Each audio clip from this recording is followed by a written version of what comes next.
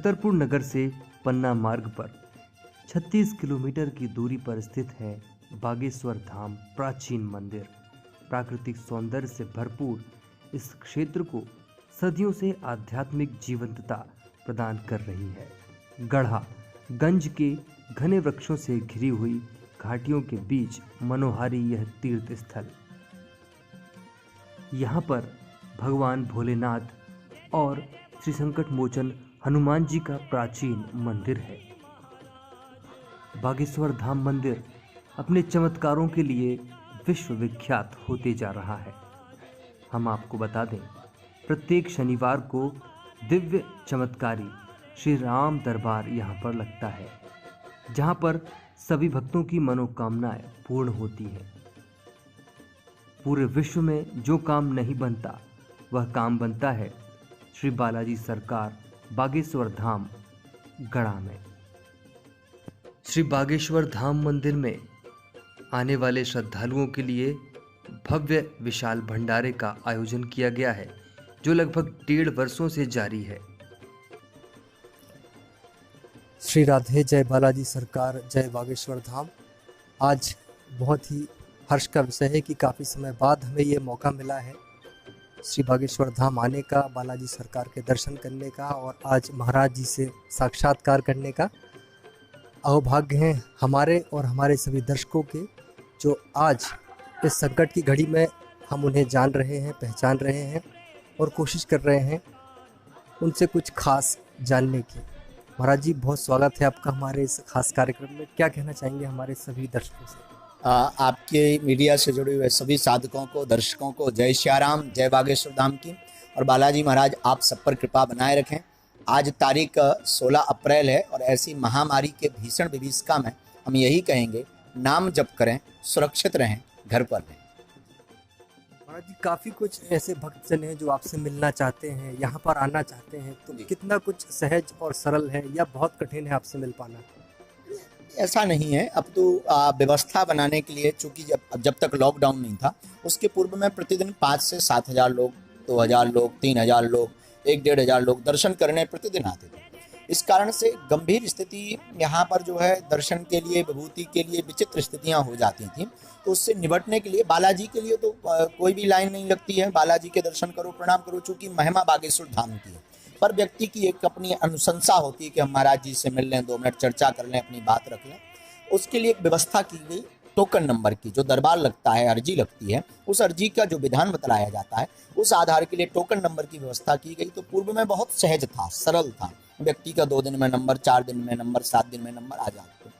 अब जब तक लॉकडाउन नहीं था उसके पूर्व तक लगभग 3-3, 4-4 माह में नंबर आ पाते थे। और यही स्थितियाँ अभी चल रही हैं। लॉकडाउन के बाद यही स्थितियाँ रहेंगी और ये स्वभाववश है कि ये बढ़ेगा समय, क्योंकि भीड़ इतनी ज़्यादा बढ़ रही है। और कोई तन दुखी, कोई मन दुखी, कोई धन बिन रहे तो दास, थोड़े थोड़े सब दुखी, सुखी राम के दास। तो सब दुखी हैं, लेकिन इमरजेंसी के लिए जो अति आवश्यक लोग हैं उनके लिए कोई नंबर नहीं लगता। और हमें लगता है सबसे सहज तरीके से हम सबसे मिलने का प्रयास करते हैं, कोशिश करते हैं और करते हैं। पारिवारिक पृष्ठभूमि में के विषय में भी हम जानना चाहेंगे। जी, परिवार में हमारे माता जी हैं, पिताजी हैं, हमारे हमसे छोटी एक बहन है, बहन से छोटे एक भाई हैं।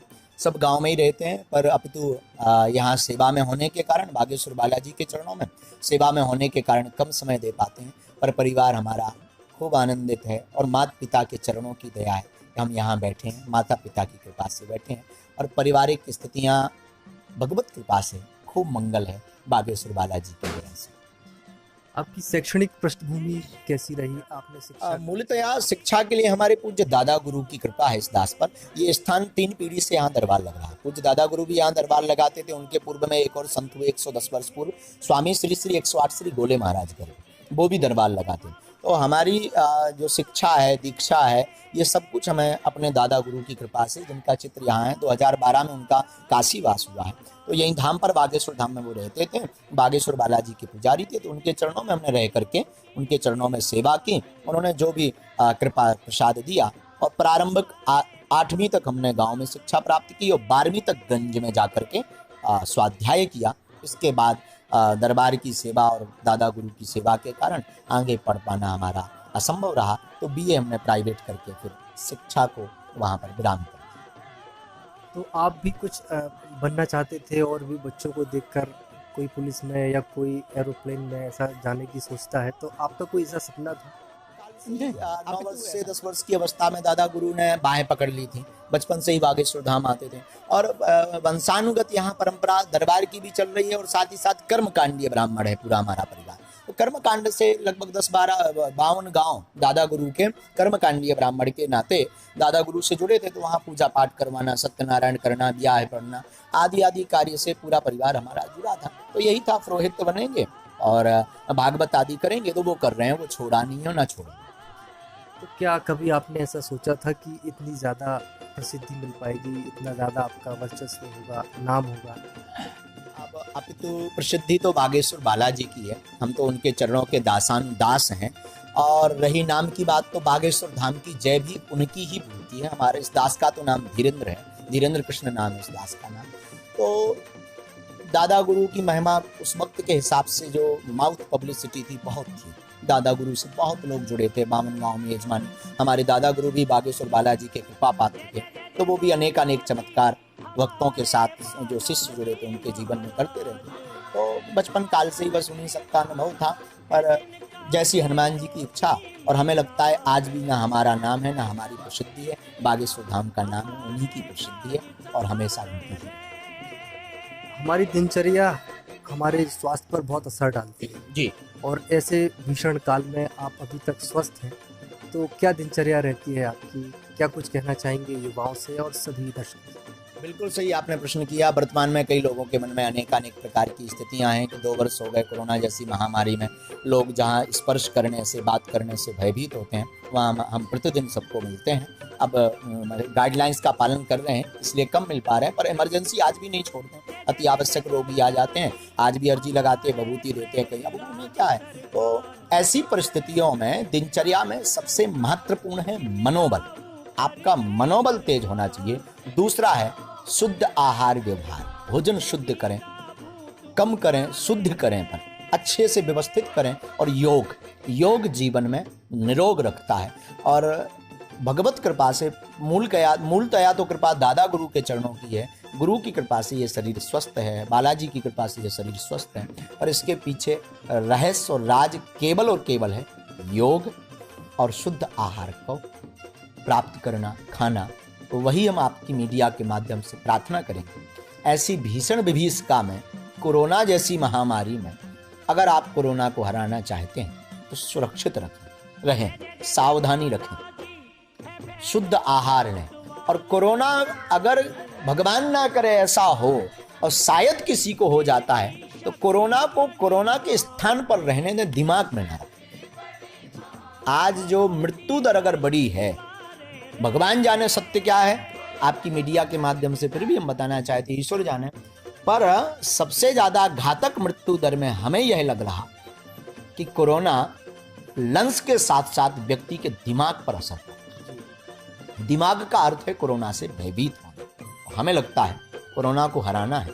अगर वो धोखे से आ भी जाता है, ईश्वर ना करे किसी को आए, और धोखे से वह आ भी जाता है, उसका अपना काम है उसे अपनी बुद्धि से, अपने दिमाग से ऊपर मत चढ़ने दें, वहीं पर उसे खत्म करने का आहार, दवाइयाँ, डॉक्टरी देखभाल, स्वास्थ्य देखभाल आप करें। तो हमें लगता है कोरोना जैसी महामारी में आप कोरोना को हरा पाएंगे। यही रहस्य।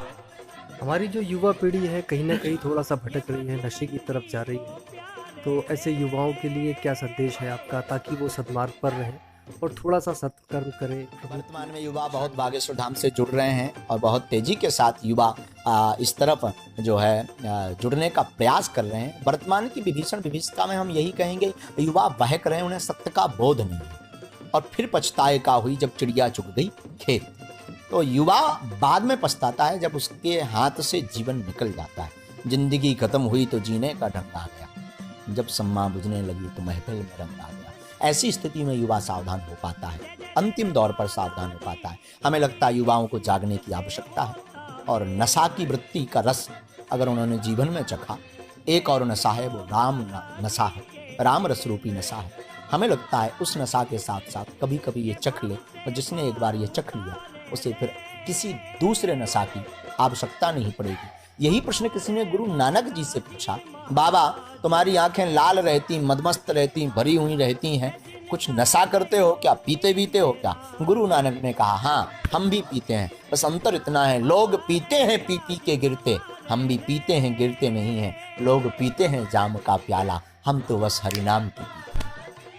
तो हमें लगता युवा अगर हरिनाम रस पिए और अपने आप को जगाने का प्रयास करे तो आज का युवा नशा से स्वभाववश दूर हो जाएगा। और युवाओं को जगाने की बहुत आवश्यकता। युवा सावधान नहीं है। मोबाइल ने देश को बर्बाद कर दिया। गंदे वीडियो, गंदे कृत्य और फिल्मों के गंदे चरित्र को देख देख करके युवा बहक रहा। उसी प्रकार की सिगरेट का धुआं फूंकना चाहता, उसी प्रकार वो घूमना चाहता। ये सब जो है राक्षसी वृत्तियां हैं, पाश्चात्य सभ्यता की वृत्तियां हैं। इससे हम आप सबको जागना पड़ेगा, लोगों को जगाना पड़ेगा। और युवाओं से यही कहेंगे आपकी मीडिया के माध्यम से, धोखे से एक बार आप राम दस कीजिए, शायद आपका नशा की आदत छूट।